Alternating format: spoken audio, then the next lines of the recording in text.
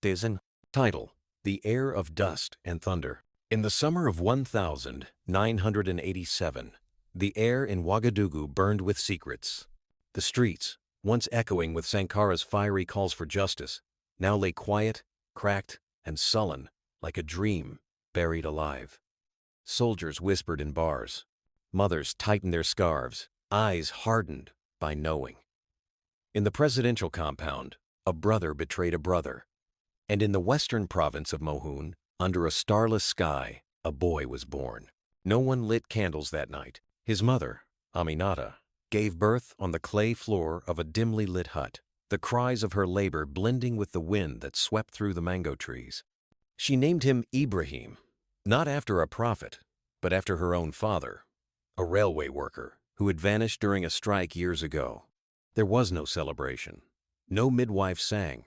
Outside, the country mourned the assassination of its lion-hearted son, Thomas Sankara, gunned down by his closest ally, Blaise Compaoré, in a coup so slick, so cowardly, it tasted of French perfume and foreign gold. Aminata wrapped Ibrahim in a tattered cloth, stitched from old Sankara's slogans, and held him to her chest. "You will not kneel," she whispered.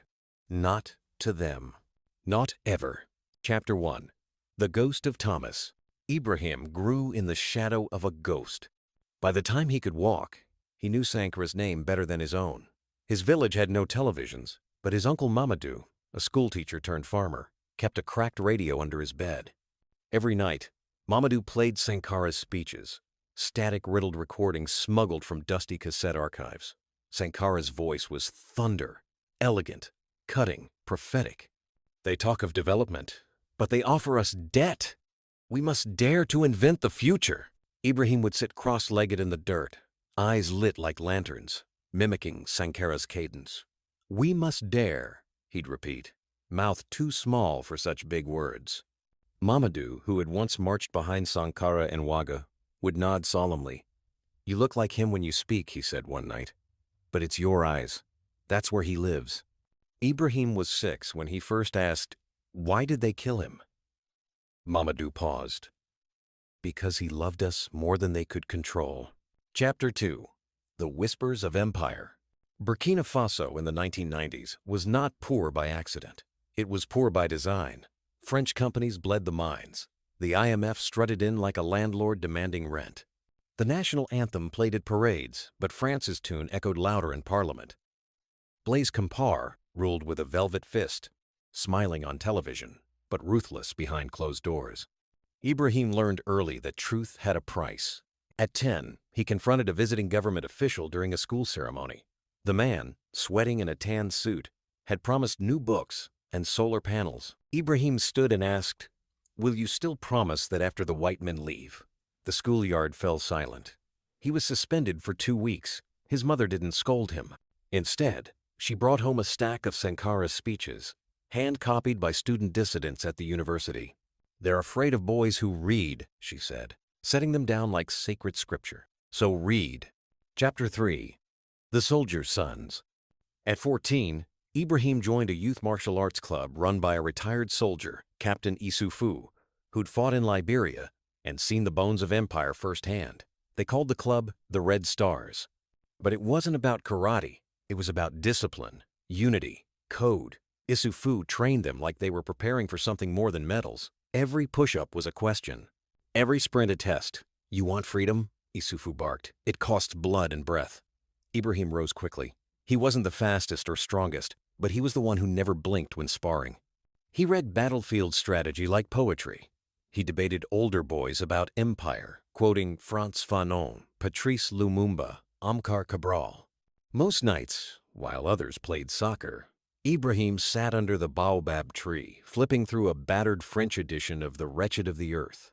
"I'm not preparing for war," he told Issoufou once. "I'm preparing to rebuild what they burned." Chapter 4. The Betrayer's Court. In 2005, Ibrahim was accepted into the University of Ouagadougou, studying physics by day and revolution by night. He joined a secret Sankarist circle called Les Héritiers du Tonnerre, the Heirs of Thunder. They met in back rooms of bookstores, cafes that refused to hang Compaoré's portrait. Members were professors, nurses, taxi drivers, and underground artists. They tracked corruption, translated Sankara's speeches into local languages, and published radical newsletters signed only with H. Ibrahim quickly became their voice. He spoke at student protests, using Sankara's memory not as nostalgia, but a call to arms. His speeches drew crowds. His words were fire. People started calling him the boy who walks with Sankara's shadow. The government noticed. In 2008, Ibrahim was arrested for inciting unrest after a protest over French mining contracts turned violent. He was held for 3 days, interrogated by men who smelled of cigars and fear. They offered him money, scholarships, even a visa to France.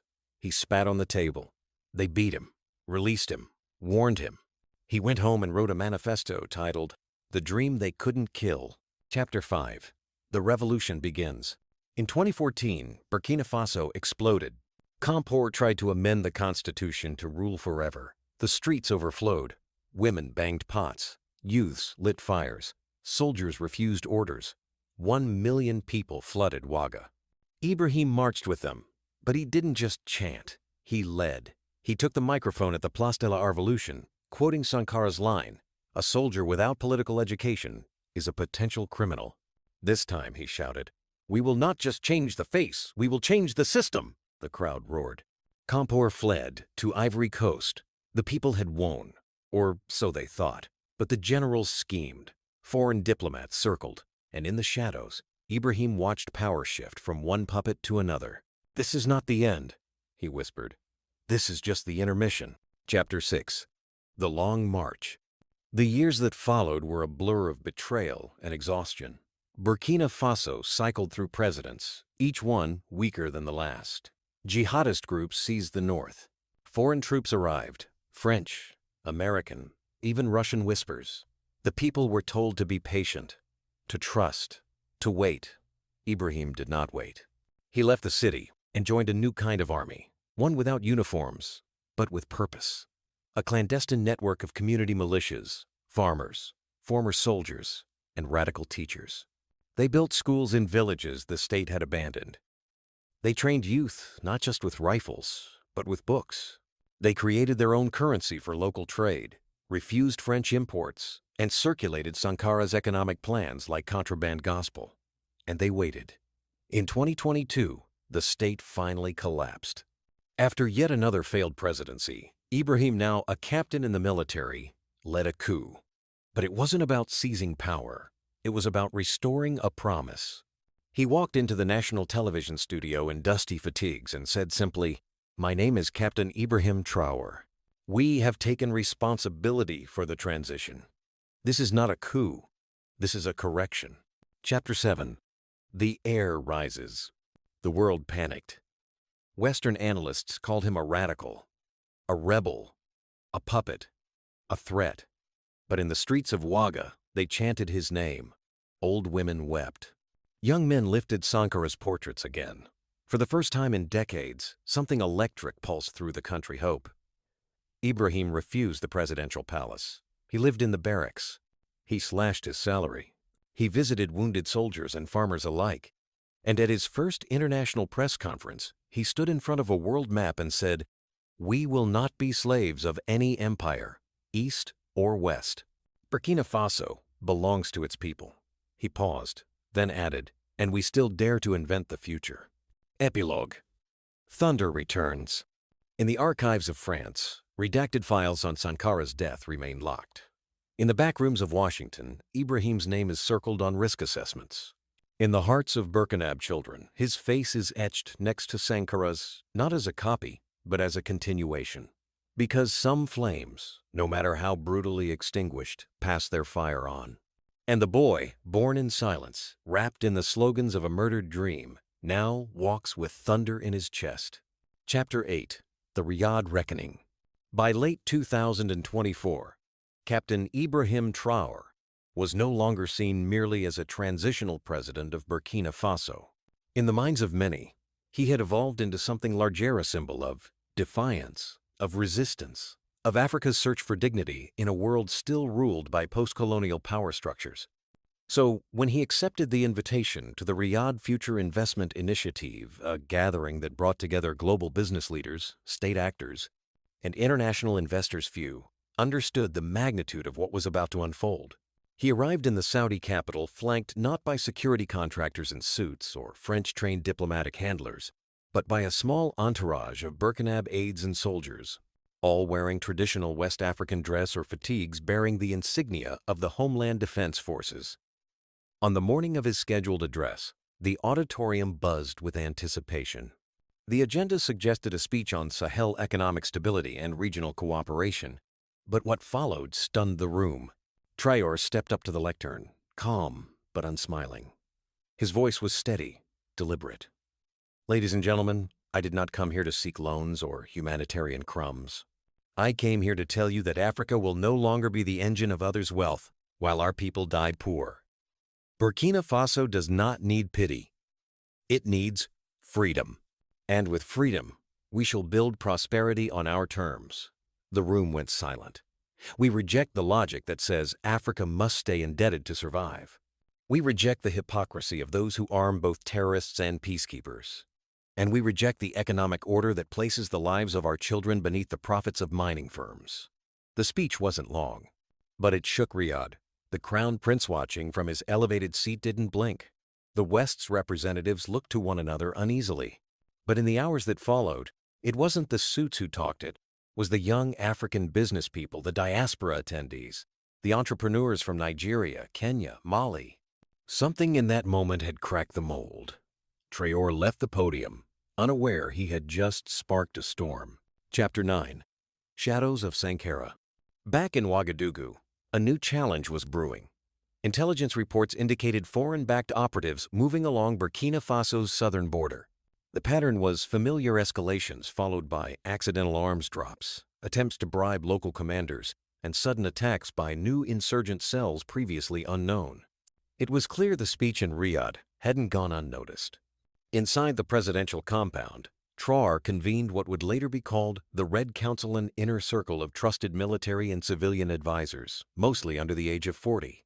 They were not party elites. Most had served in the field or grown up in the embattled zones of the country.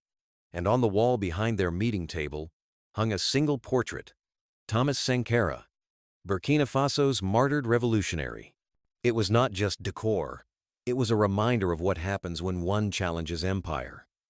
"We won't go down like before," Traoré told them. "If they want to fight us, they better be ready for a new kind of war." In the following weeks, the MPSR began reorganizing the national security framework. Civil defense networks were formalized into regional defense councils. Military training camps sprang up in the countryside. State radio shifted tone, broadcasting community success stories, revolutionary anthems, and anti-corruption exposés.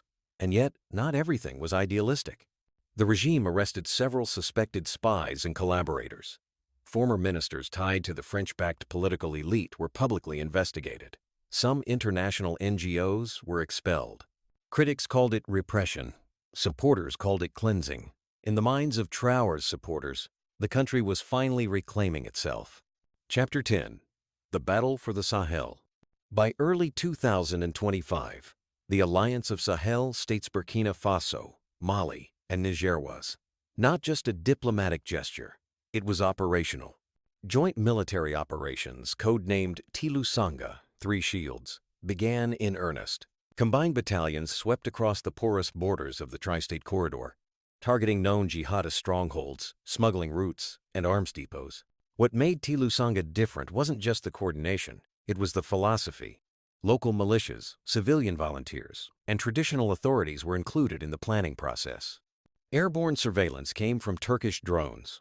Some say there were quiet advisors from Moscow, too never seen but always felt. Casualties were high. In some areas, entire villages had to be evacuated and rebuilt from scratch. But the results began to show. By mid-2025, government forces had reclaimed several key regions, opening roads that had been inaccessible for years. This military campaign came with a cost both financial and emotional. And yet, for the first time in over a decade, people in northern towns like Dori and Djibo reported being able to sleep through the night without hearing gunfire. Chapter 11. Fire on the Nile. While the battle for the Sahel raged, a political confrontation exploded in another theater, this time with Egypt. Burkina Faso, along with Niger and Mali, had begun discussing an ambitious infrastructure project, a Trans-Sahel rail and pipeline corridor, linking the goldfields of the interior with Sudanese ports via Chad. The plan, pitched with help from Chinese engineers, bypassed the usual francophone logistical networks and opened a new economic gateway. Egypt, fearing the geopolitical shift and erosion of Cairo's influence over upstream neighbors, denounced the project as destabilizing. Then came the leak. A classified cable reportedly from a European embassy surfaced online, outlining plans to sabotage the Trans-Sahel corridor via proxy groups and regional manipulation. Traoré did not hold back. In a televised address, he declared, "They fear our unity, but the Nile cannot drown the spirit of the Volta. Let them come." That phrase, "the Nile cannot drown the spirit of the Volta," became a chant across campuses in Accra, Dakar, and even Johannesburg. Chapter 12. The Coup That Never Was. In April 2025, an attempted coup was discovered and foiled inside Burkina Faso's own military ranks. The plot involved a small group of senior officers who had reportedly maintained ties with the French military attaché. Documents uncovered revealed plans to seize the presidential compound and restore a civilian transition council that would accept ECOWAS demands. Traoré's response was swift. The plotters were arrested and tried before a military tribunal. Some were stripped of rank. Others fled the country. But Traoré didn't stop there. He went live on national television. "You may kill a man. You may betray a cause, but you cannot reverse the awakening of a people." In the days that followed, marches erupted not in protest, but in support. Students, workers, farmers all pouring into the streets, holding handwritten signs that read, "We are not going back." In the quiet dawns of 2025, before the markets opened in Ouagadougou, and before the chatter of city life rose above the call to prayer, something curious began happening across Burkina Faso. Farmers, masons, mechanics, and students were rising early not to catch a bus or queue for fuel, but to build, not metaphorically, but literally. Walls, roads, wells, schools, clinics, brick by brick. The people began raising their country from the ruins of waiting. The movement began humbly in a dusty suburb of Koudougou. A former civil engineer named Ousmane Kabore, once unemployed and disillusioned, had posted a message on a community board. "No one is coming, but we are already here. Bring your tools." That Saturday morning, 7 men and 3 women showed up with wheelbarrows, shovels, and scraps of lumber. They cleared debris from a burnt school, repaired 2 windows, and re-roofed the latrines. By sunset, a dozen more had joined them. By the next weekend, they had planted a vegetable garden beside the classrooms. They called it Her de Bâtisseur, the Builder's Hour. Within a month, similar efforts had sprouted in Bobo Dioulasso, Gawa, Dori, and beyond. Some cleared irrigation channels blocked by years of neglect. Others fixed community radios or patched village roads. Children painted murals of Sankara, Traoré, and African unity. None of it was centrally coordinated. It spread by example, like dry grass catching fire under a hot wind. Local radio stations began reading aloud the names of villages that had organized their own builders' hours, celebrating them as modern griots once did victorious warriors. Elders blessed the return of dignity, without dependence. Young people, long taught that success meant leaving, began staying. In the capital, President Captain Ibrahim Traoré watched quietly, knowing better than to co-opt a movement born of the people. He simply said during one televised interview, "This is not my project. This is your country." But not everyone saw this with joy. The architects of resistance. Outside the continent, institutions buzzed with unease. At an economic summit in Brussels, a stern-faced representative from a European Development Bank raised the issue of non-compliant restructuring in West Africa, warning of a regional contagion of unregulated self-governance. A French columnist coined the term sub-Saharan sovereignty syndrome if dignity were a disease. Think tanks published op-eds warning that Burkina Faso's rejection of Western aid conditionalities could destabilize regional markets. One memo, later leaked, described the Builders' Hour as a populist wave cloaked in nationalist aesthetics. But inside the Sahel, something else was happening. In Bamako, Mali, a group of university students launched L'Heure de la Renaissance. In Niamey, Niger, Retired soldiers teamed up with local youth to form mobile literacy brigades. In Chad, where internal unrest brewed silently for years, whispers of a reconstruction council spread among nomadic traders. Even in Nigeria, a federation fractured by its own complexities, journalists began drawing comparisons. "Why do they build with no budget?"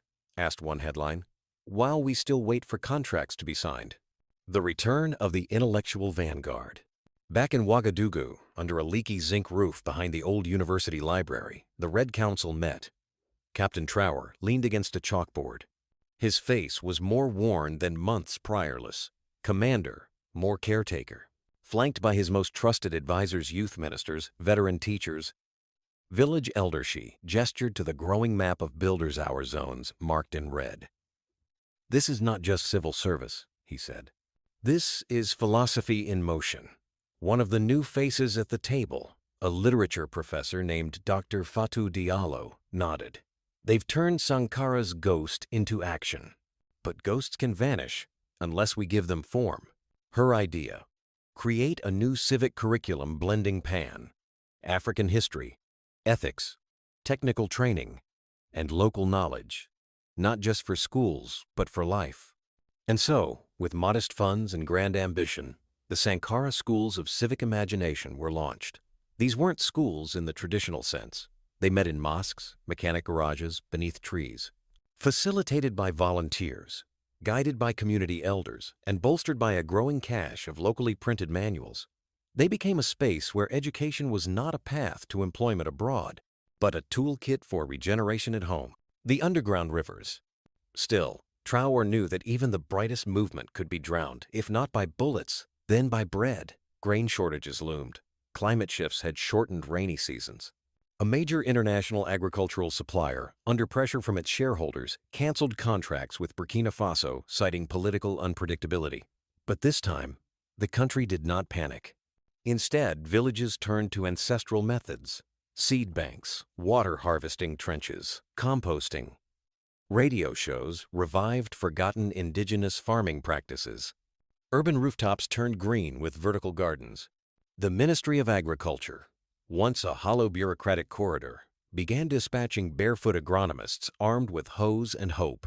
Meanwhile, a quiet deal was signed with Kenya and Uganda bartering Burkina gold for truckloads of surplus grain, bypassing international trade choke points. No loans, no strings.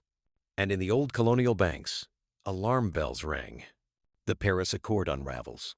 In May 2025, a long simmering tension erupted. A group of West African nations, led by former French colonies, had planned to phase out the CFA franc, the currency long managed by the French treasury. But technicalities and pressure had delayed the process. Burkina Faso had had enough. In a thunderous address from the Grand Assembly Hall, Traoré declared, "A currency that chains us is not an economy, it is a leash. We will print our own notes, not for pride, but for survival." The new currency was called the Volta, nod to the mighty rivers and a rejection of static wealth. France reacted with fury. Banks froze. Burkina reserves held abroad.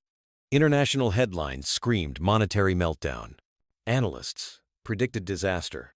But inside the country, markets adjusted, slowly, locally. Traders returned to age-old trust systems. QR code-based platforms built by local engineers began replacing cash in rural zones. Young coders called it digital Pan-Africanism. In the informal settlements of Ouaga, graffiti appeared. "We don't fear your forecasts. We follow our own weather." The fire next door.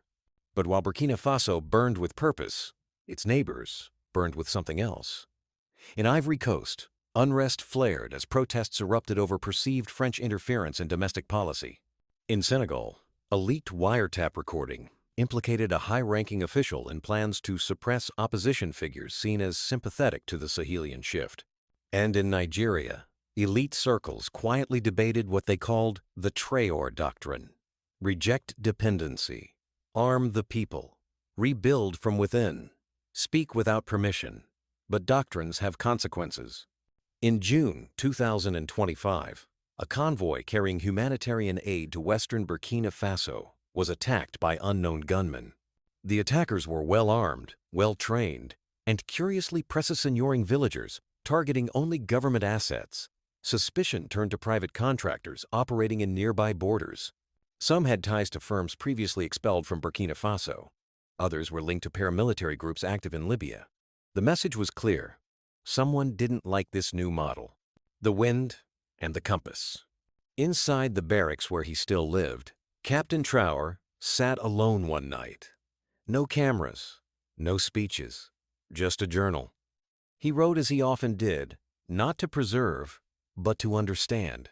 They say we've awakened a continent, but I fear we've also awakened its enemies. Still, let them come. They can chase wind, but we are the ones who carry the compass. That week, he visited a rural village north of Kaya, where women had built a community mill with their own hands. They showed him around proudly, every stone, every beam placed without foreign aid. A child ran up and asked, "Are you the one on the radio?" He smiled. "Sometimes." The child nodded seriously. "Tell the radio that we're building a playground next."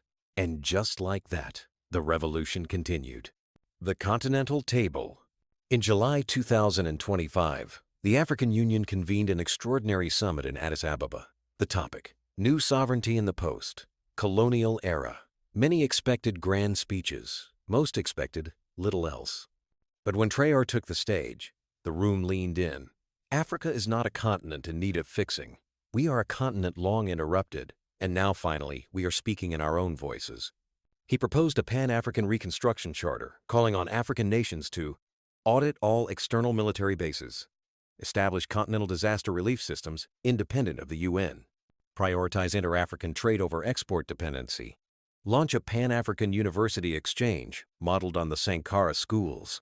The room erupted not in applause, but in something rarer: possibility. Epilogue. The silence before the song. By late August 2025, the Builder's Hour was not just a movement, it had become a rhythm. At 6 a.m. across Burkina Faso, the hum of work began. Cement was mixed, radios buzzed, poems were recited, hammers echoed against iron, children carried baskets of books and bricks. And in the middle of it all, no one waited for permission. No politician ordered it. No donor funded it. No army guarded it. It was as if a nation, long bruised and bent, had finally found its spine and was standing up in full view of the world.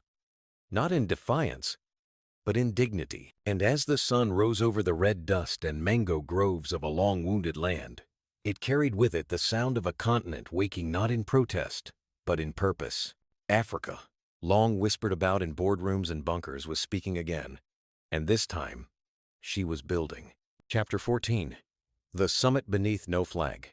By June of 2025, Ouagadougou no longer blinked under foreign pressure.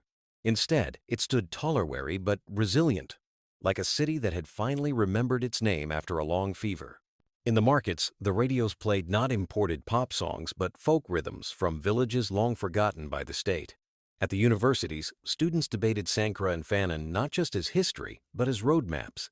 And across the dusty courtyards of rural provinces, people still spoke of Capitaine Ibrahim, like one might speak of a younger brother who had gone to fight for the family honor and hadn't forgotten where he came from. But Traoré knew this moment, this fragile sense of dignity, was a borrowed one. The foreign powers hadn't stopped circling. They had merely changed tactics. There would be no aircraft carriers off the coast, no sanctions that bore official seals. The new war was quieter. Back-channel economic blockades, development bank delays, anonymous leaks, media-hit jobs. It was time for a different kind of response. And so, in a move that would confuse the global commentariat and electrify the streets of West Africa, Ibrahim Traoré announced the most audacious gathering yet attempted on the continent, the Sahel Sovereignty Conference, a summit of nations with no official recognition from the world's major blocs, no flag under which to unite, and no intention of asking for permission. The invitation list was unorthodox. Besides Burkina Faso, Mali, and Niger, the list included Eritrea, Guinea, the Central African Republic, and even small delegations from movements in the Democratic Republic of Congo and southern Algeria. Some were countries ostracized for rejecting IMF dictates. Others were accused of human rights violations. All had one thing in common: they had refused to kneel. They were, in the whispered language of the old guard, the unruly children of Africa. Traoré called them something else. The uncolonized future. The gathering. The conference was held not in a five-star hotel, but in an old revolutionary center in Bobo Dioulassouns, used by Pan-African thinkers during the Sankara years. The building had no elevators, no air conditioning, and no room for arrogance. Delegates arrived in worn jeeps, not motorcades. There were no translators from the UN, only local students fluent in 4 or 5 languages, darting between conversations with notepads and wide eyes. The opening session was led not by generals or ministers, but by a griot from Fata Ngurma, traditional oral historian, who recited the journey of Africa's betrayals and rebirths like a sermon drawn from memory and blood. "No one will save us," she said, her voice like gravel and song. "But the ones who carried the load do not need saviors. They only need space." Traoré's keynote followed. His speech wasn't long, but it was historic. "No union forged in fear will last," he told the room. "And no flag handed to us by former masters will ever protect us. So we meet here not to build a new empire, but to begin the long walk toward a sovereignty that listens to the ground before it listens to the airwaves." There were no applause lines, just silence, then nods. The conference unfolded without ceremony, without ego.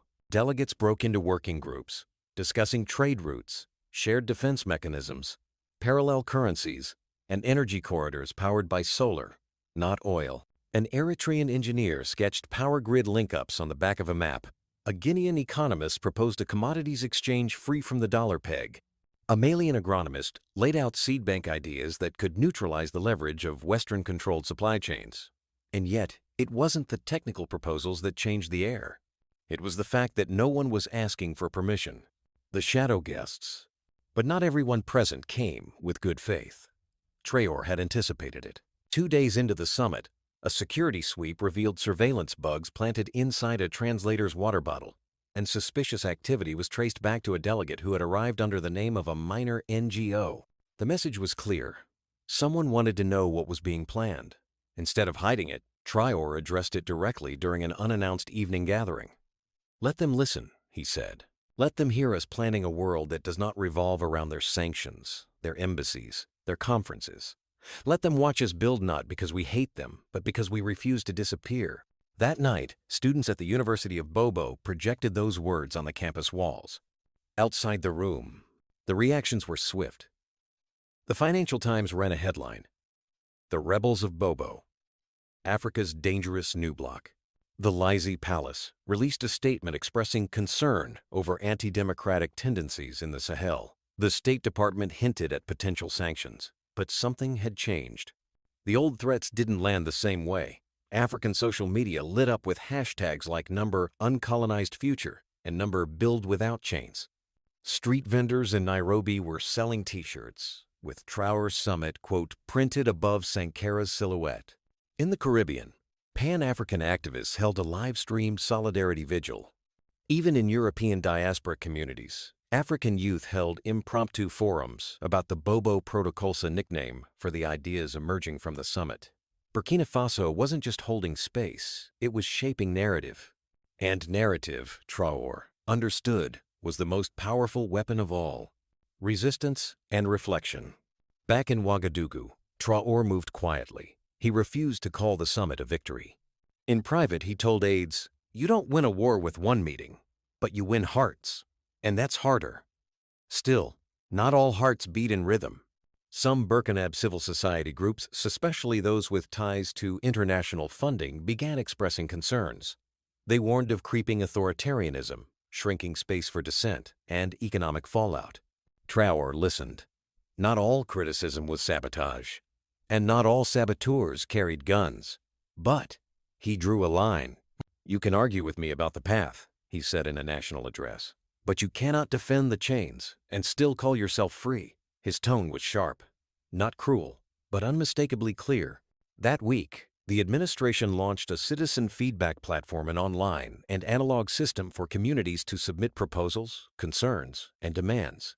The platform was designed by Burkina tech students, operated in local languages, and reported directly to a civilian oversight council. It wasn't perfect, but it was radical in one way. The people were no longer spectators. Rebuilding the soil. Beyond the diplomacy and doctrine, Traoré remained obsessed with something older: the land. Years of war and foreign interference had ravaged Burkina's soil. But a quiet revolution was underway when he insisted on visiting personally. In the northern province of Yatenga, young farmers were testing a revived version of the Technicaea, traditional method of reclaiming desert land by digging small pits to catch water and enrich the earth. With help from regional allies and diaspora scientists, these efforts were scaled using satellite data, locally made compost, and communal labor systems. Within 2 years, entire sections of what was once considered dead earth now bloomed with millet, sorghum, and hope. Traoré walked these fields without cameras. "This is what power means," he whispered once to a nearby official. "Not in rooms with flags, but in soil that feeds a child without asking the West for rice." Toward thunder. By the end of 2025, Burkina Faso stood at a crossroads not of survival, but of creation. It was no longer simply about rejecting imperialism. It was about inventing something worthy of the sacrifices made, something the children could inherit without apology. In a speech marking the 1-year anniversary of the Alliance of Sahel States, Traoré stood before a crowd in Ouaga and said, "We no longer march in protest. We march in blueprint. Let others fear our independence. We only fear forgetting why we fought for it."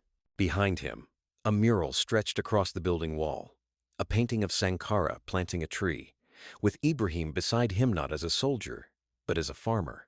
The crowd didn't cheer wildly. They nodded, quietly. They understood the weight of what was coming. Because thunder, after all, doesn't ask for applause. It warns the sky that rain is near. Aigan